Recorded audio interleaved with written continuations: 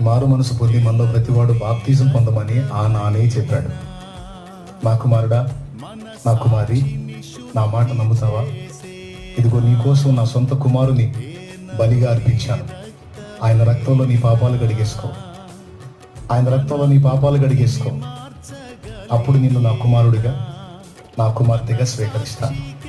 ఇక నాటి నుంచి నీకు నా దగ్గర పూర్తి చదువు ఉంటుంది. నాకు కూడా నీ మీద పూర్తి బాధ్యత ఉంటుంది అని దేవుడు పిలుస్తున్నాడు. యేసు ప్రభుకి నువ్వు కావాలి. ఆయన నీ రక్షణ కోసం ఎదురు చూస్తున్నాడు.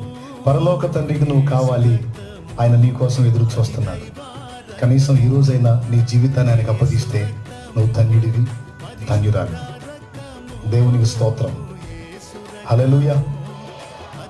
ఏముందిలే అని వదిలేస్తే నేనే ఇబ్బంది పడను.